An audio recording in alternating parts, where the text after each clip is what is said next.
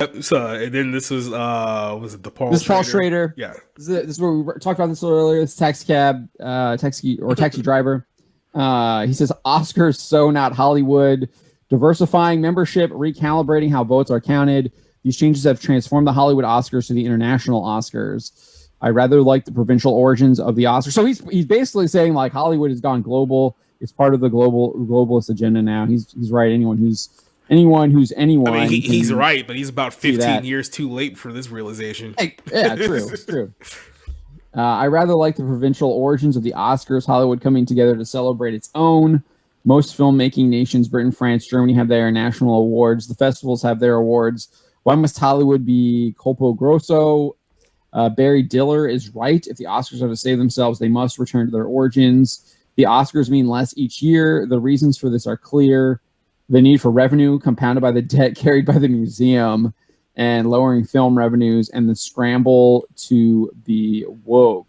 So he's pointing out why the Oscars suck and why Hollywood sucks.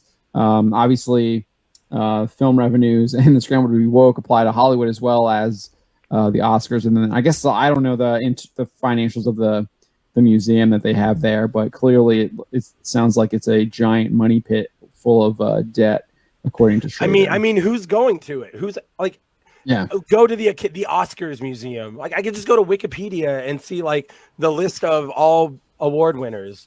It's so weird. I'm not against museums. Obviously, I like the Country Music Award, the Country Music Museum, and it has like the costumes and like the guitars and everything. That's really cool to walk through. I think there's museums. There's like Hollywood prop museums and stuff like that, but I don't know, what is the Oscar museum? You're seeing a bunch of the dresses that people wore at the Oscars. Is that what it is? I literally don't even know. I didn't even know they had a museum. I had no intention of ever going to the museum, but. So is that what it is? Is it just their dresses and suits that they hang up and you see? Do they even have any of the props from the movies that win? It's got some film props. Okay. Like it's got the tablets from the 10 Commandments, the ruby slippers, Shirley Temple's tattoo. So it's got some stuff. So it's got some cool stuff. Yeah. I think Pinochet's helicopter tours here.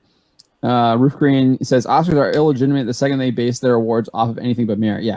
Yeah, they've illegitimized themselves. They've made themselves pointless because they stopped actually awarding films based on merit. And this was a discussion I was having with Sider the other day. He was thinking that they just need to get rid of the awards completely, and I made the argument that I do think that there is something to an award show. Like, you want to award the best people for the best job, but that's what it has to be. It's got to be about awarding the best people. It can't be about awarding based on their fake standards that they've created, and they've made it clear that they've got fake standards. Like, they have a whole diversity checklist that you have to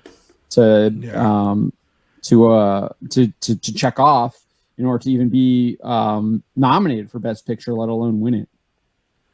I want to bring up this list on the share screen that I have here because I want to show you where there's this major disconnect with Hollywood and pretty much like mainstream audiences now. You definitely see this over the course of at least the last 10 years, maybe going back even further.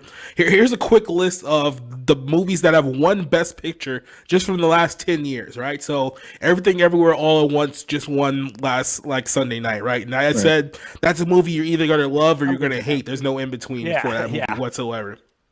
So go back last year, a film called Coda won Best Picture. No clue what that is. One, wasn't it? Yeah, like me, Rob, and Rick, who watch way more movies than anyone, completely forgot that film even came out last year. That's how bad that film was. 2020 was. I remember it existed. I didn't remember anything about it. Just scroll down a little bit more. The only film that I actually recognize on the nomination list there is Dune. Yeah. I guess Nightmare Alley was on, and West Side Story only because of Spielberg's woke, and then the actress is like super woke. Yeah. So 2020 was. I know Drive My Car, but that's only because the guy in it is Kamen Rider. That's the only reason I know. 2020 was Nomadland, which 2020 was a wash year because of the pandemic. So it's like, well, whatever. No one cares that year. There's nothing there. I don't recognize any of those. Yeah, films. I recognize the or in the 2020 I recognize the Judas and the Black Messiah just because everybody was talking about it. I don't remember any, like, I don't know any. I guess Promising Young Woman people were talking about too, but I didn't hear anything like good, or it was just people like This sucks. Yeah. Yeah. So this is where it starts getting really enraging. 2019, which enrages me, was the year that Parasite won, the South Korean film about, it was like some allegory about capitalism or something like that. Here's the list of the films that beat that year. Ford versus Ferrari, which was my number one movie that year. That film was fantastic. It beat The Irishman. It beat Joker. It beat 1917, and it beat Once Upon a Time in Hollywood. There's no way that you can tell me that Parasite is better than those 5 movies. Like, there's no plan. I think it is. My opinion is that it is, but I understand why people would disagree with that. Yeah, I would highly disagree with that one. But that was, like I said, that's Parasite. Year before that was Ford vs. Ferrari. That movie was really good. That movie was great. If Parasite wasn't on there, I would have given it to that. Easy. We have Green Book 2018. That was the film that really just came and went. People were complaining about it anyway. That's the race movie, right? Yeah. With what's his name? Viggo Mortensen and Marshall Ali. Viggo's in it. Yeah. Okay, 2017, The Shape of Water. Like, really? That movie? I liked it. I liked it a lot. Of course you did. 2000. Yeah. What is Dunkirk? I saw that one. Yeah. I did see The Shape of Water. It was kind of weird. I like Three Billboards. Three Billboards was pretty fun. Yeah. So 2016. None of those are our best picture. 2016 was Moonlight. So Hacksaw Ridge was fantastic. Yeah, Hacksaw Ridge and Hell or High Water were my top 2 for that year. Hell or High Water was really good. That's the Chris Pine movie, right? Yeah, that was Taylor Sheridan's first or second movie. I'm not sure. I think Sicario may have came out the year before that one. That's where they're the bank robbers, right? Yeah. And Jeff Bridges is also in it too. I like Arrival. Arrival was pretty fun. I hated Arrival. That's the alien one with Amy. It was a weak third Close Encounters. 2015. I'm not saying it deserves to be there. I'm just saying I liked it. 2015 was Spotlight, which was the movie about the sex abuse at the Catholic Church with what's his face, Mark Ruffalo, Boston. Yeah. And I actually like Brooklyn. Brooklyn's fun. That's a good movie. I love The Big Short. The Big Short, The Reverend, and Mad Max. I mean, I know a lot of people loved Mad Max. I didn't really get the love for that movie, but I know a lot of people did. Well, Mad Max Fury Road was kind of one of the beginning of where it's like the actual the title character isn't the main protagonist.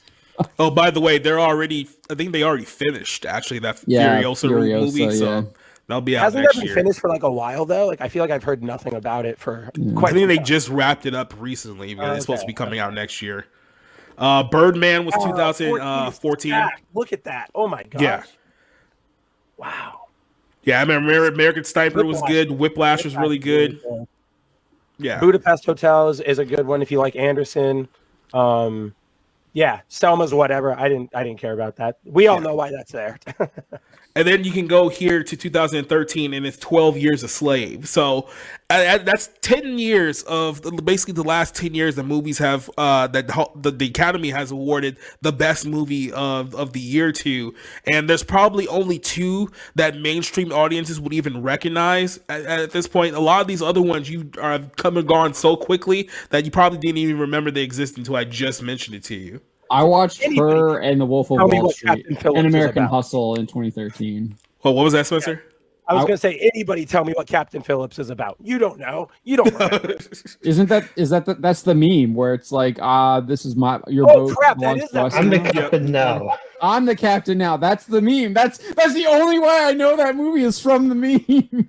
Hey, remember they tried to make him a star for a year just so they would so they'd be like, okay, you understand, after this, you're pretty much done, right? So enjoy it while you can.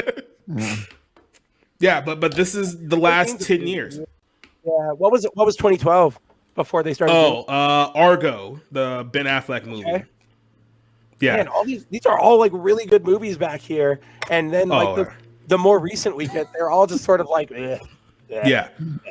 Except before that was The Artist, which I still baffled about how that one won. Silent one. Yes.